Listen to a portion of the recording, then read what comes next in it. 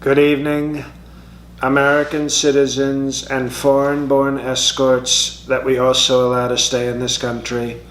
This is your President, Donald J. Trump, addressing you one last time. Being president has been the greatest honor of your lives. I have done more to help this country become great again, and we did it in 4 years than most presidents do in a whole lifetime.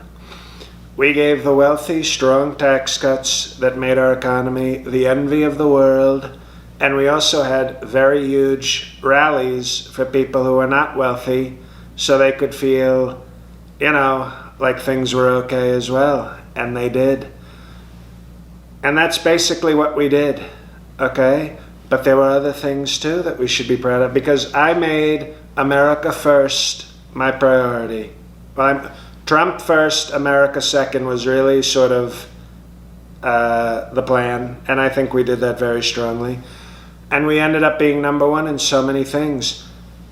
Year after year, under my administration, we had so many people practicing their love of the Second Amendment that we kept breaking records for mass shootings. It was so impressive. I said, people love their Second Amendment. We did that on my watch, okay? Not yours.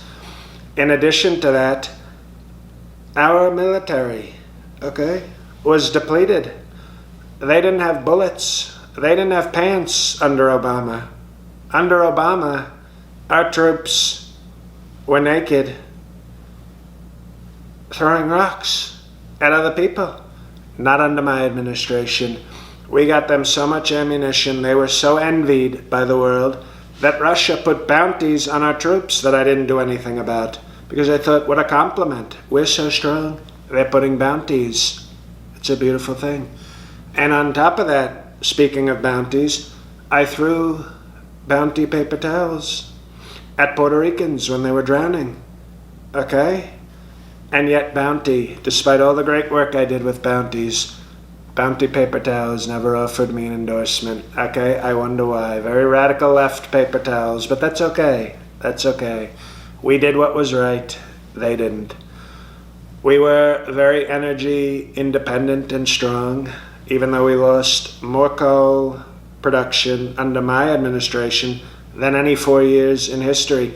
But the coal people still love me. They still love me, and I love them from a distance as well. I will also say that no president has ever been impeached twice until I was impeached twice, okay? And I don't think anybody's going to come close for a very long time. And on top of that, okay, I gave strong pardons to war criminals and also used pardons as bribes for my co-conspirators. There's never been a presidency who's done this. It was so powerful and so strong, and you let it happen, okay? But as Kim Gargoyle would say, the best is yet to come, okay? Because Ivanka is going to run for little Marco's seat in 2022 in Florida, and isn't that going to be beautiful? To see that sexy, hot, voluptuous smoke show, and I say that only as a proud father, running for Senate and taking it from little Marco, okay? And speaking of Florida, everybody's saying, sir, where will your great and strong presidential library be? Tampa, Florida. Okay, we've already picked out the site. It's going to be shaped like a T in between two strip clubs. We're going to put the Trump Presidential Library. Okay, you're going to walk in, and you're going to see like the strip clubs surrounding the library, and it's going to be a beautiful thing. Okay, no books. Okay, no books. Enough with the books. We're going to have DVDs, we're going to have downloads, we're going to have OnlyFans, we're going to have all that great stuff at the Trump Presidential Adult Library. But the reason you're probably saying, Mr. President, sir, why are you dressed like a criminal? Well, I was talking to my great attorney, great legal mind, Sidney Powell, okay, who, as you know, has been arguing my case everywhere. She was at the courts, and she was at the food courts. She is currently arguing my case with Courtney Love, okay, who's tough. You've seen her. She's tough, okay? I wouldn't want to mess with her. But Sidney Powell is arguing my voter fraud case with Courtney Love, and she has said, "Sir," Sidney Powell told me, "Sir, we need to prepare you, sir, that it may not go your way and you may have criminal liability." So now what I'm telling you is we're prepared for possible house arrest at Mar-a-Lago, possible incarceration, which is why we worked so strongly on criminal justice reform. But the point is, I am now sort of adopting a new strong stance to prepare for incarceration. So you may not see me on social media, even if they let me back on sites, and I may not be able to make as many cell phone videos because they have a very strict anti-Trump cell phone policy in some of our prisons, okay? So right now, we're preparing with various items. My commissary, we're preparing a lot of money to go into what's called a commissary. And I have a stock of cigarettes. You can imagine who I'm going to be trading with these. And the point is, your president may have to go away for a while, but they've agreed to allow me to once in a while send out strong prison presidential statements and updates on how I'm doing. But this has been the greatest presidency in the history, I think, of the world. And I know that there are different groups in prison hoping to align themselves with me.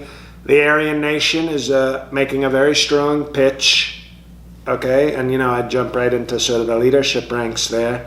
So we're looking into that. But also, surprisingly, African Americans, because, I got 18% of black men this election. They're also interested in sort of having me be sort of in the leadership ranks. Basically, anybody but the Mexicans, I think, will want to align themselves with me in prison.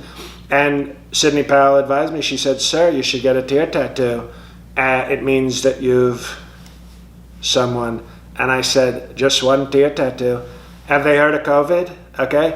How do I put 400,000 tear tattoos on my face? Nobody wants to see that on this face. It reminds me of the Ohio State football team. When you do something good, they put a sticker on the helmet. The Ohio State black guys, they're called. Well, if I had a tattoo or a sticker for every COVID, you'd need to have an entire building dedicated to it, okay? So I think they know who I am in the prison system. I think they know not to mess with me. "Oh, interesting, sir. Hello, Malcolm. You killed 2 people? Interesting. I killed that many just now, okay, during this conversation, so please, you're not strong." So the point is, your president is going to make prison great again.